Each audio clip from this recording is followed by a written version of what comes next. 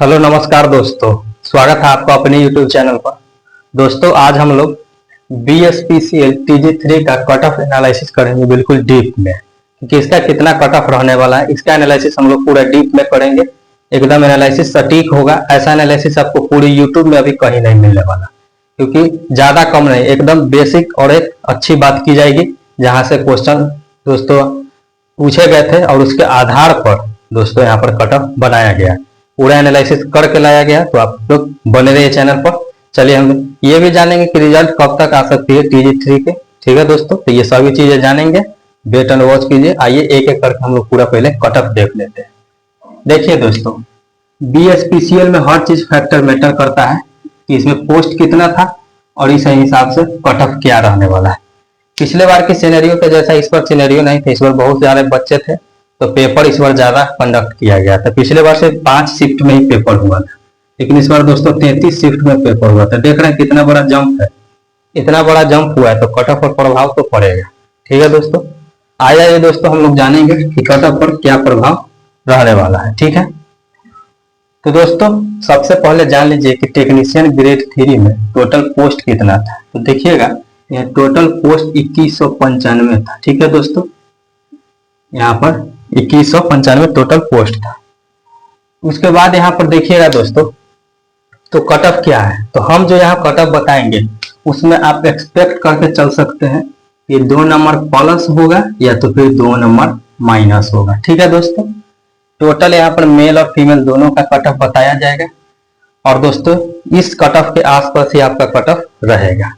तो दोस्तों सबसे पहले आप जान लीजिए मेल का। तो दोस्तों मेल में अगर आप यूआर कैटेगरी से बिलोंग कर रहे हैं, मतलब कि जनरल से हैं, अदर स्टेट से भी हैं, तो ये सभी लोग यूआर में अनरिजर्व्ड में आते हैं। तो दोस्तों आपका 70 से 75 के बीच में रहने का अनुमान है, सटीक अनुमान है। ठीक है दोस्तों, एकदम डीप एनालिसिस के आधार पर ये किया गया है।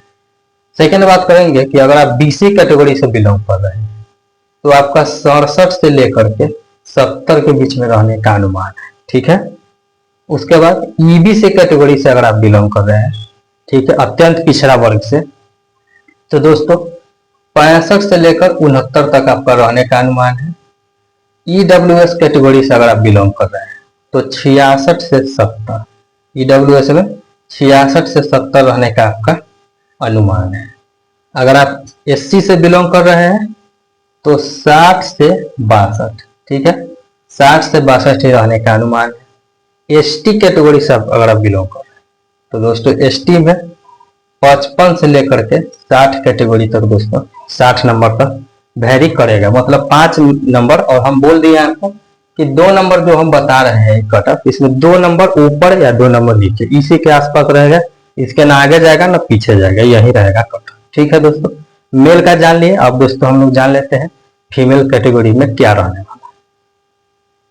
तो यहाँ देखिए दोस्तों, फीमेल कैटेगरी की बात करें तो फीमेल कैटेगरी में दोस्तों यहाँ पर देखिएगा कि अगर आप यूआर कैटेगरी से यानी कि अनरिजर्व्ड से, ठीक है दोस्तों, या तो फिर आप अगर अदर स्टेट से बिलोंग कर रहे हैं तो दोस्तों ये ऑल्सो अदर स्टेट के लिए भी है। ठीक है, अदर स्टेट के लिए है ये दोस्तों। अगर आप इसमें हैं तो फीमेल में 65 से 68 के बीच में आपका रहने का संभावना पूरा बनता है। ठीक है, इसमें 2 नंबर ऊपर 2 नंबर नीचे मान के चलना है आपको। ठीक है दोस्तों, आगे आ जाइएगा। यहाँ पर अगर BC कैटेगरी फॉर गर्ल्स में दोस्तों तो यहाँ पर 62 से दोस्तों 64 के बीच में रहने का संभावना है। ठीक है, अगर यहाँ पर आ जाइएगा दोस्तों एक से यहाँ पर EBC में अगर आप आते हैं तो EBC में एक चीज देख लीजिए कि EBC कैटेगरी में आपको 58 से लेकर के और 62 के बीच में कट ऑफ रहने का अनुमान है। ठीक है, EWS का जान लेते हैं। EWS गर्ल्स के लिए दोस्तों 60 से लेकर के 63 के बीच में रहेगा। ठीक है, उसके बाद अगर SC गर्ल्स की बात करें तो SC गर्ल्स के 52 से लेकर के दोस्तों 55 के बीच में रहेगा। ठीक है, ST की बात करें तो ST का दोस्तों 48 से लेकर के 50 के बीच में कट ऑफ रहेगा। तो दोस्तों ये फीमेल कैटेगरी का हो गया। अब दोस्तों एक और बहुत इंपॉर्टेंट बात हम लोग कर लेते हैं कि दोस्तों पेपर तो बहुत शिफ्ट में हुआ है। हम बता दें आपको कि 33 शिफ्ट में दोस्तों यहाँ पर पेपर हुआ है। तो कितना नंबर तक हो सकता है जिसका हार्ड था और जिसका नॉर्मल पेपर था।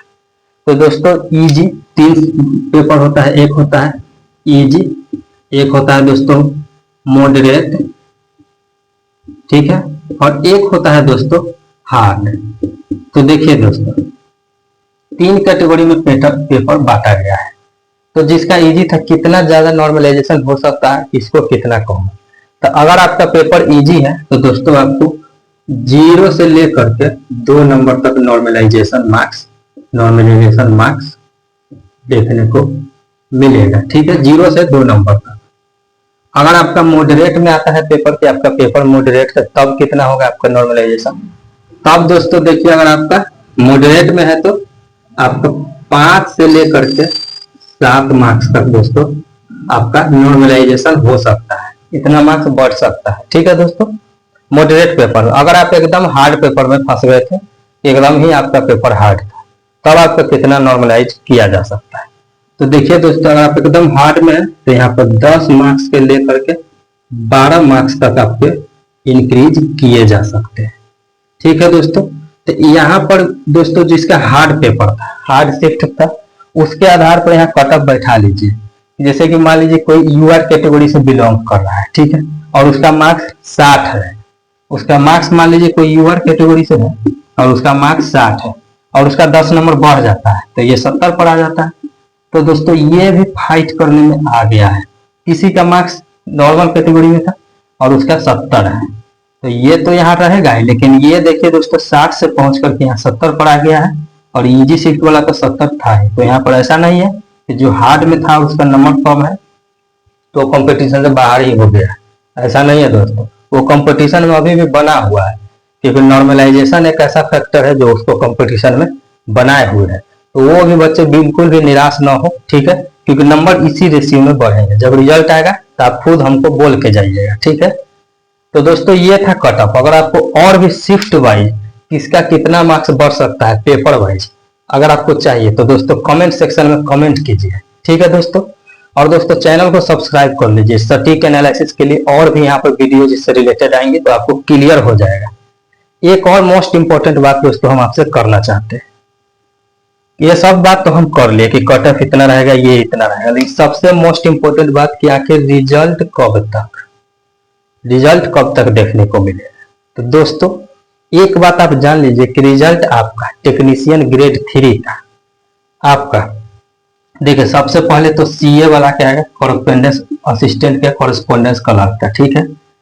रिजल्ट इसका आने की संभावना दोस्तों अक्टूबर फर्स्ट वीक में, ठीक है दोस्तों, अक्टूबर फर्स्ट वीक से लेकर के फर्स्ट सप्ताह से, ठीक है दोस्तों, फर्स्ट वीक से लेकर के दोस्तों और थर्ड वीक में है, ठीक है, थर्ड वीक तक, यानी कि अक्टूबर में प्रथम सप्ताह से लेकर तृतीय सप्ताह के बीच में पूरा संभावना है कि आपका टेक्नीशियन ग्रेड 3 का रिजल्ट जारी कर दिया जाएगा, ठीक है दोस्तों। तो ये दोस्तों बहुत ही इंपॉर्टेंट जानकारी थी। तो दोस्तों आप इस एनालिसिस के आधार पर अपना मार्क्स कमेंट करके बता सकते हैं कितना है, तो हम आपको और अच्छे से बताएंगे कि आपका क्या होने वाला है, ठीक है दोस्तों। तो मिलते हैं नेक्स्ट वीडियो में, तब तक के लिए धन्यवाद।